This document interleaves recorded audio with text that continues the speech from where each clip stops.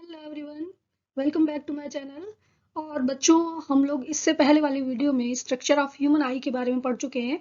और ये जो चैप्टर है हमारा क्लास 10th फिजिक्स का chapter number 11, human eye and the colourful world, ये कंटिन्यूशन में चल रहा है। इसके कुछ पार्ट्स हैं, तो ये सेकंड पार्ट है जिसको हम आज डिस्कस करने वाले हैं। स्ट्रक्चर ऑफ ह्यूमन आई हमने डिस्कस कर लिया है। इसके बाद हम डिस्कस करने वाले हैं डिफेक्ट्स ऑफ विजन, कि आई डिफेक्ट्स कौन कौन से होते हैं, उनको आप आई डिफेक्ट्स भी बोल सकते हैं या डिफेक्ट्स ऑफ विजन भी बोल सकते हैं, और किस तरह से वो क्रिएट होते हैं या उनका रीजन कॉज क्या होता है और उनके करेक्शन क्या होते हैं, उनको हम किस तरह से ठीक कर सकते हैं। तो आइए सबसे पहले हम बात करते हैं डिफेक्ट्स ऑफ विजन एक्चुअल में है क्या। तो if a person can not see distant object और near by objects clearly and comfortably, it is called defects of vision. अगर कोई भी पर्सन पास के ऑब्जेक्ट्स को या दूर के ऑब्जेक्ट्स को क्लियरली और कंफर्टेबली नहीं देख पाता है, उसको देखने में स्ट्रेन होता है, या उसको ब्लर दिखाई देता है, या वो दूर की जो चीजें होती हैं वो धुंधली दिखाई देती हैं, तो वो जो कंडीशन होती है उस कंडीशन को हम डिफेक्ट्स कहते हैं, और वो डिफेक्ट्स ऑफ विजन या डिफेक्ट्स ऑफ आई कहलाते हैं। क्लियर? एंड ये ऐसा क्यों होता है? This is due to improper functioning of eye lens. Eye lens की प्रॉपर फंक्शनिंग नहीं होती है, जैसा कि हमने चैप्टर इससे पहले वाले वीडियो में डिस्कस किया था कि ह्यूमन आई में जो एक लेंस प्रेजेंट होता है वो एक्चुअल में इमेज फॉर्मेशन का काम करता है, और उसकी focal length by ciliary muscles change होती रहती है according to the position of object, कि वो ऑब्जेक्ट ह्यूमन आई के कितनी दूर है, और उसके अकॉर्डिंग जो लेंस है उसको अपनी फोकस को बढ़ाना है या कम करना है, ये डिसाइड करता है सिलियरी मसल्स। तो अगर वो इम्प्रॉपर फंक्शनिंग हो आई लेंस की, यानी कि वो प्रॉपर तरीके से वर्क ना कर पाए, जिससे कि अगर इमेज फॉर्म हो भी रही है तो वो अगर रेटिना पर ना बनकर उससे पहले बन जाती है या उसके बाद फॉर्म होती है, उस कंडीशन में जो पर्सन है उनकी आई में डिफेक्ट्स या विजन में डिफेक्ट होता है, और उसी को हम डिफेक्ट्स ऑफ विजन कहते हैं। तो ये किस लिए होता है? एक तो आपको पता चला कि उसकी फोकल लेंथ एडजस्ट नहीं हो पा रही है। दूसरा रीजन होता है कि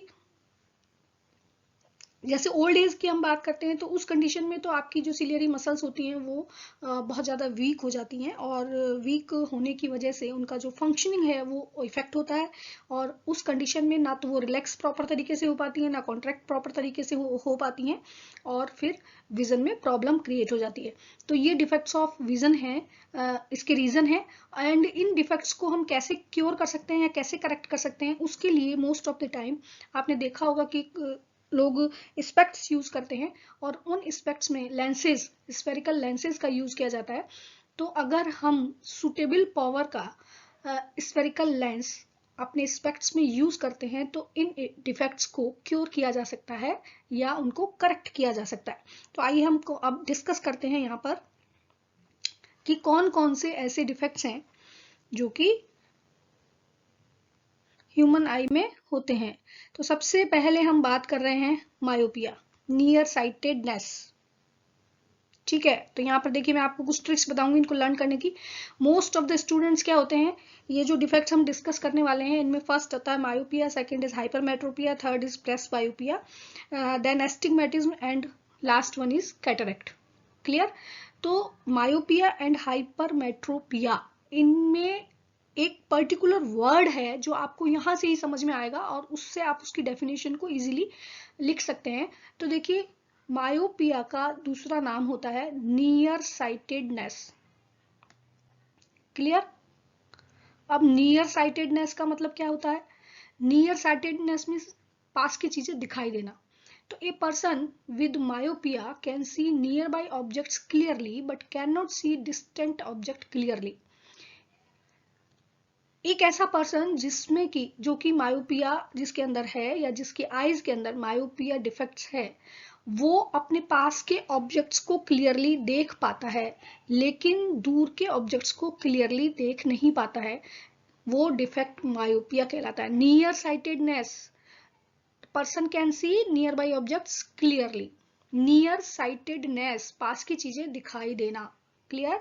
तो आप यहां से इसको लर्न करेंगे। नियर साइटेड का जो नेम है दैट इज मायोपिया। तो मायोपिया की डेफिनेशन आपको यहीं से मिल जाएगी। A person with myopia can see near by objects clearly. अब नियर बाई ऑब्जेक्ट्स क्लियरली देख पा रहा है तो उसमें डिफेक्ट क्या है? डिफेक्ट ये है कि वो डिस्टेंट ऑब्जेक्ट को क्लियरली नहीं देख पाता है। ओके, ऐसा किस लिए होता है? ऐसा इसलिए होता है कि जब लाइट रेज आईज के अंदर एंटर होती हैं तो वो आपका जो आई लेंस होता है वो उसको एक पॉइंट पर फोकस कर देता है, और वो पॉइंट जो होता है वो कहाँ होता है? रेटिना पर होता है। ये देखिए, इमेज हमेशा कहाँ बनती है? रेटिना पर। ये हम इससे पहले वाली वीडियो में डिस्कस कर चुके हैं। तो जो भी ऑब्जेक्ट है वो अगर हम यहाँ पर बात करें तो दूर का जो ऑब्जेक्ट है, उस जो नियर बाई ऑब्जेक्ट है, उसमें इमेज जो हो रही है वो कहाँ बन रही है? रेटिना पर फॉर्म हो रही है। ठीक है। मायोपिक आई की अगर हम बात करते हैं तो मायोपिक आई में जो डिस्टेंट ऑब्जेक्ट है वो क्लियर नहीं दिखाई देता है। इट मीन्स जो ऑब्जेक्ट है आपका वो कहाँ प्लेस है आपको नहीं मालूम, इन्फिनिटी तक कहीं पर भी वो हो सकता है। उस कंडीशन में जो लाइट रेज एंटर हो रही हैं उनको लेंस प्रॉपर तरीके से फोकस नहीं कर पाता है, and the focal point is before the cornea. जो फोकल पॉइंट है यानी कि जो लाइट रेज हैं वो कहाँ पर जाकर फोकस हो जाती हैं? रेटिना से पहले ही फोकस हो जाती हैं, और इसलिए इमेज जब रेटिना पर नहीं बनेगी तो डिस्टेंट ऑब्जेक्ट आपको क्लियर दिखाई नहीं देगा। तो मायोपिक आई के लिए ये वाला जो डायग्राम है, और दिस इज फॉर नॉर्मल आई, ये जो डायग्राम्स हैं आपको तीनों ही एग्जाम्स में बनाने हैं, and this is for correction of myopia.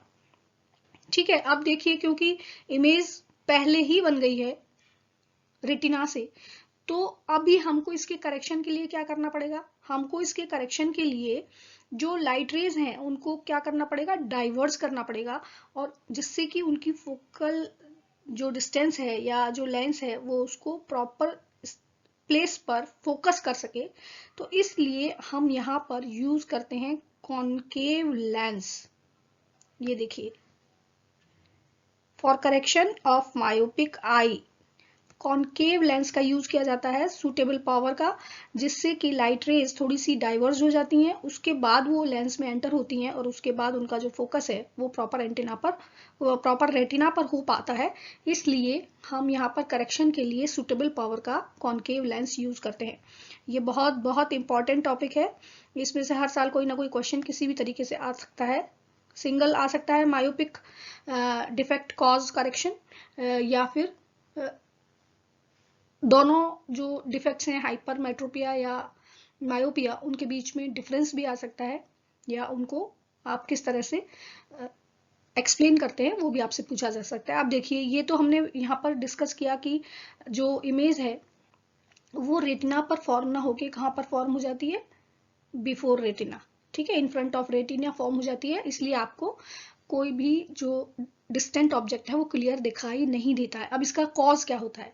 इसका कॉज देखिए, या तो आई लेंस की फोकल लेंथ शॉर्ट होती है, या वो हाईली कन्वर्जिंग पावर का हाई लेंस है, उसकी जो पावर ऑफ कन्वर्जिंग है वो बहुत ज्यादा है, इसलिए जो दूर से आने वाली रेज होती हैं वो पहले ही कन्वर्ज हो जाती हैं। हाईली कन्वर्जिंग है इसलिए पहले ही कन्वर्ज हो जाते हैं बिफोर रेटिना, एंड वो जो ऑब्जेक्ट है वो आपको क्लियर दिखाई नहीं देता है।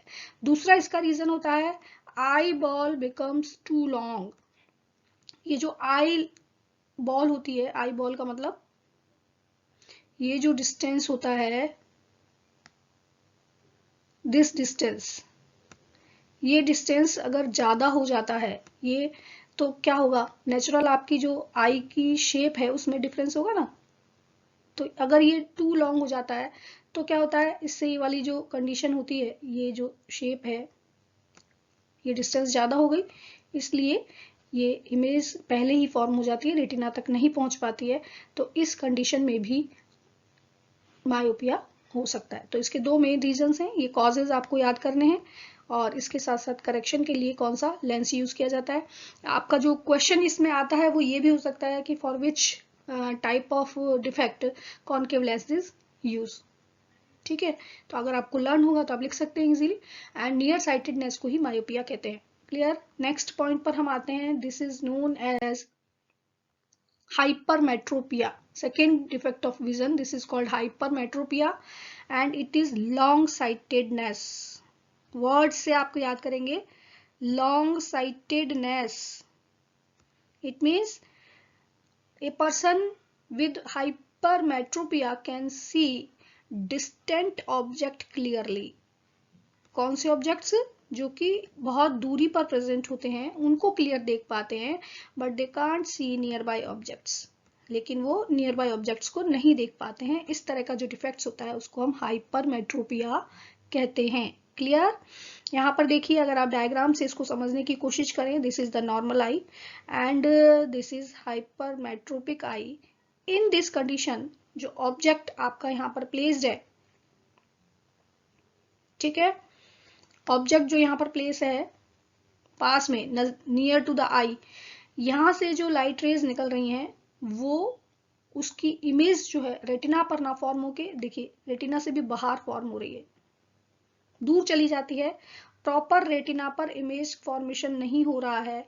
और ये क्योंकि डिस्टेंस ज्यादा हो रही है, और आप इसलिए इसको कह सकते हैं कि ये लॉन्ग डिस्टेंस के ऑब्जेक्ट्स को क्लियरली देख पाते हैं, लेकिन नियर ऑब्जेक्ट्स को क्लियरली नहीं देख पाते हैं, क्योंकि लाइट रेज जो होती हैं वो नियर बाय ऑब्जेक्ट्स की वो रेटिना के पीछे जाके फोकस होती हैं, और इसलिए उनको वो ऑब्जेक्ट्स क्लियर नहीं दिखाई देते हैं।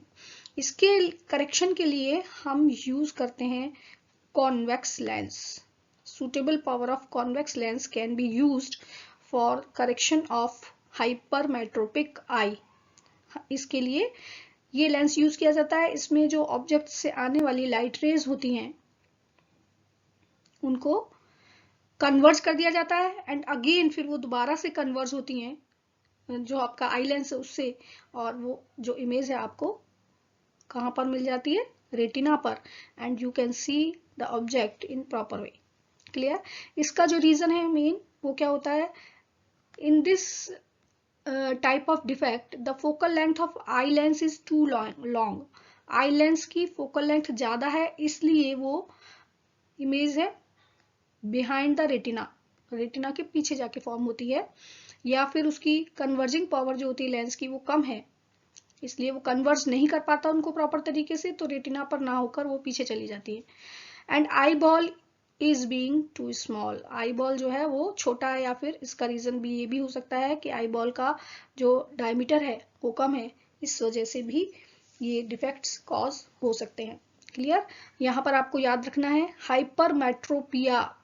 अच्छा, इसका एक सिंपल सा तरीका अगर आप देखें तो जो लॉन्ग स्पेलिंग है ना वो लॉन्ग साइटेडनेस है, जो शॉर्ट स्पेलिंग है वो शॉर्ट साइटेडनेस है। मायोपिया इज शॉर्ट साइटेडनेस और near sightedness, and hypermetropia is long sightedness. इसको याद करने के लिए सिर्फ सिंपल, बाकी इसका ये डिस्क्रिप्शन तो आपको लर्न करना ही है। नेक्स्ट बच्चों हम बात करते हैं प्रेस बायोपिया। तो presbyopia is actual the defect of vision due to ageing. Old age person में ये देखने को मिलता है। An old and person with presbyopia can not see near by objects clearly due to loss of power of accommodation of eye. Old age में ciliary muscles की flexibility कम हो जाती है, तो इसलिए वो जो पर्सन है वो पास के ऑब्जेक्ट्स को क्लियर नहीं देख पाते हैं, और मोस्ट ऑफ द टाइम वो स्पेक्टिकल्स का यूज करते हैं। ठीक है, तो loss of power of accommodation of eye, this is due to the weakening of ciliary muscles and due to the decreasing flexibility of eye lens. इसका जो cause है, क्योंकि एज के साथ होता है ये, जैसे जैसे पर्सन की एज इंक्रीज होती जाती है, ओल्ड एज पर्सन्स के अंदर देखने मिलता है, तो वहां पर आप देखें सिलियरी मसल्स, क्योंकि एक तरह की मसल्स हैं, एंड आप ये सब जानते हैं कि जैसे जैसे एज इंक्रीज होती है वैसे वैसे आपकी बॉडी के बहुत सारे फंक्शंस जो होते हैं वो वीक होने लगते हैं, और उसमें वीकनिंग ऑफ मसल्स एक बहुत बड़ा रीजन होता है। तो बॉडी की जो मसल्स होती हैं वो वीक हो जाती हैं, वो प्रॉपर तरीके से फ्लेक्सिबल नहीं होती हैं, उनका जो फंक्शनिंग है वो प्रॉपर नहीं हो पाता है। तो सिलियरी मसल भी एक तरह की मसल्स ही होती हैं जो कि आई लेंस को होल्ड करके रखती हैं, साथ में उसको स्ट्रेच या कॉन्ट्रैक्ट करने के लिए हेल्प करती हैं। तो उस कंडीशन में क्योंकि सिलियरी मसल्स फंक्शन नहीं कर रही हैं या उनका फंक्शन इफेक्ट हो रहा है, तो प्रॉपर जो रिलैक्सिंग और कॉन्ट्रैक्शन है वो नहीं हो पाता है। तो आई लेंस जो है उसकी फोकल लेंथ डिक्रीज और इंक्रीज प्रॉपर तरीके से नहीं हो पाती है, इसलिए ये डिफेक्ट कॉज होता है। इसमें पर्सन पास की चीजें नहीं देख पाते हैं due to decreasing flexibility of eye lens. दूसरा इसका रीजन है जो आई लेंस है, क्योंकि वो भी एक तरह का ट्रांसपेरेंट एक सब्सटेंस है जो कि मसल से फॉर्म होता है, तो आप वहां पर कह सकते हैं कि उसकी फ्लेक्सिबिलिटी, वो फ्लेक्सिबल है। आप अगर देखिए आई लेंस की बात कर रहे हैं तो वो फ्लेक्सिबल एक लेंस है, जबकि अगर आप ग्लास लेंसेज की बात करते हैं तो वो फ्लेक्सिबल नहीं होते, उनकी फोकल लेंथ फिक्स होती है। लेकिन यहाँ पर आपने जब हमने आई की स्ट्रक्चर पढ़ा तब भी आपने ये पढ़ा था कि उसकी फोकल लेंथ को इंक्रीज या डिक्रीज किया जा सकता है, और वो डिक्रीज और इंक्रीज कौन करता है? सिलियरी मसल्स उसमें हेल्प करती हैं, लेकिन फोकल लेंथ जो होती है वो उनके कॉन्ट्रैक्शन या रिलैक्सेशन से चेंज हो जाती है। तो अगर आई लेंस ही प्रॉपर तरीके से फ्लेक्सिबिलिटी उसके अंदर नहीं होगी तो ना तो वो फ्लैट हो पाएगा, ना ही वो सर्किल की फॉर्म में आ पाएगा, या ना वो थिक हो पाएगा। तो उस कंडीशन में क्योंकि उसकी फ्लेक्सिबिलिटी कम हो गई है तो उसकी फोकल लेंथ प्रॉपर तरीके से चेंज नहीं हो पाती है, और इसलिए हम कहते हैं कि a person An older person with presbyopia cannot see nearby objects clearly due to loss of power of accommodation of the eye. Adjustment की जो पावर होती है वो आई लेंस की खत्म हो जाती है या लॉस हो जाती है, इसलिए ये डिफेक्ट कॉज होता है। एंड इसको करेक्ट करने के लिए हम लोग सुटेबल पावर के बाईफोकल लेंसेज का यूज करते हैं। अभी देखिए बाईफोकल लेंसेज, अभी तक आपने लेंस पढ़े थे कॉनकेव और कॉन्वेक्स। बाईफोकल का मतलब होता है दोनों तरह के लेंस जब होते हैं तो उसको हम बाईफोकल लेंस कहते हैं। और यहाँ अगर आप देखें तो ये नीचे वाला जो पोर्शन होता है नियर ऑब्जेक्ट्स को देखने के लिए होता है, और यहाँ पर हम कॉन्वेक्स लेंस का यूज करते हैं। और ऊपर वाला जो पोर्शन है ये पोर्शन से डिस्टेंट ऑब्जेक्ट को देखा जाता है, तो इस तरह के लेंसेज को यूज करके हम इसको करेक्ट कर सकते हैं। वहां पर कॉनकेव लेंस का यूज किया जाता है। I think it is clear. Then हम बात करते हैं next defect of vision, that is known as astigmatism. Okay, this is a special type of defect, and it is caused due to irregularity of curvature of eyeball. By birth होता है ये, and क्योंकि आपका जो eye ball होता है, eye ball means ये जो कॉर्निया की शेप होती है ना, ये अगर आप देखें तो कॉर्निया मोस्टली हम इस तरह से शो करते हैं, लेकिन अगर इसका जो कर्व है वो प्रॉपर कर्वेचर ना होके अगर उसमें कहीं पर इस तरह से उसकी जो कर्वेचर है वो इस तरह की होती है, तो क्या होता है कि जो इमेज फॉर्म हो रही है रेटिना पर वो मल्टीपल पॉइंट्स पर होगी। यहाँ पर देखिए this is astigmatism eye, this is normal eye. तो light ray when enter into human eye and reflect by the eye lens focused on retina. Okay, but in case of astigmatism के case में क्योंकि curvature different है तो light rays जो enter हो रही हैं उनका फोकस डिफरेंट पॉइंट्स पर होगा। देखिए यहाँ पर डिफरेंट पॉइंट्स हैं जहां पर की लाइट फोकस हो रही है, तो इस कंडीशन में जो ऑब्जेक्ट की इमेज होती है वो कैसी दिखाई देती है? ब्लर दिखाई देती है। क्यों? क्योंकि 2-3 इमेजेस उसकी फॉर्म हो जाती हैं या और भी ज्यादा हो सकती हैं, जिस तरह से वहां कर्वेचर चेंज हो जाता है। तो इस रीजन से जो पर्सन है वो हॉरिजेंटल एंड वर्टिकल लाइंस में डिफाइन नहीं कर पाते उनको प्रॉपर तरीके से, और they can't see the object clearly. Clear? इनके करेक्शन के लिए सिलेंड्रिकल लेंसेज का यूज किया जाता है, and this is very important for exam point of view। आपसे पूछा जा सकता है कि in which defect of vision cylindrical lenses are used, और for correction of astigmatism which type of lenses are used। तो एस्टिग्मेटिज्म के लिए हम सिलिंड्रिकल लेंसेज का यूज करते हैं और सिलिंड्रिकल लेंस एस्टिग्मेटिज्म के लिए यूज किए जाते हैं। क्लियर? नेक्स्ट बच्चों, अब हम बात कर रहे हैं एक और डिजीज या एक और डिफेक्ट जिसको हम कैटरेक्ट कहते हैं। एक्चुअल में ये एक तरह की एजिंग डिफेक्ट है। जैसे जैसे पर्सन ओल्ड होते हैं उनका जो आई लेंस होता है वो क्लाउडी हो जाता है due to age factor, and उसके ऊपर एक मेम्ब्रेन फॉर्म हो जाती है। मेम्ब्रेन फॉर्म होने की वजह से वो क्लाउडी हो जाता है, तो फिर वो विजन जो है वो प्रॉपर नहीं आ पाता है और धीरे धीरे जो विजन है वो रिड्यूस होता जाता है और it can lead total loss of vision.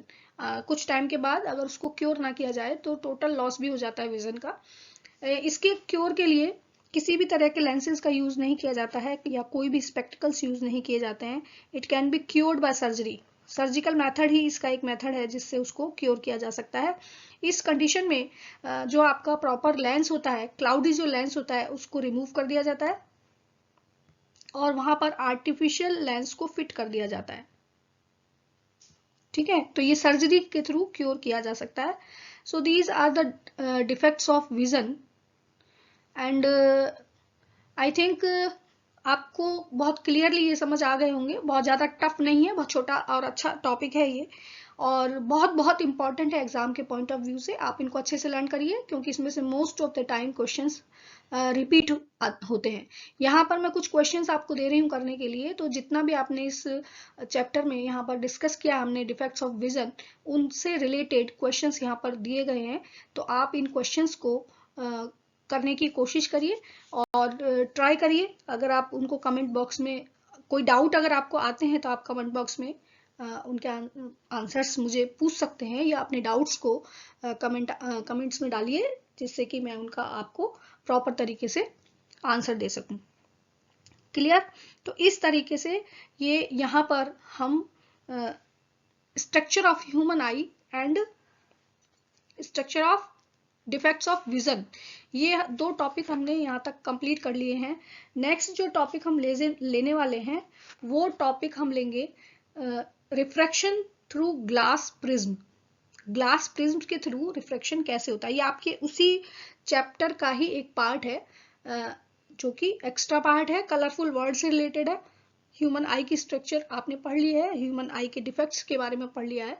So thanks for watching this video बच्चों, और इसको ज़्यादा से ज़्यादा शेयर करिए अपने फ्रेंड्स एंड दोस्तों के साथ में सब्सक्राइब भी करिए जिससे कि आने वाले वीडियोस के लिंक्स आपको प्रॉपर तरीके से मिल सकें।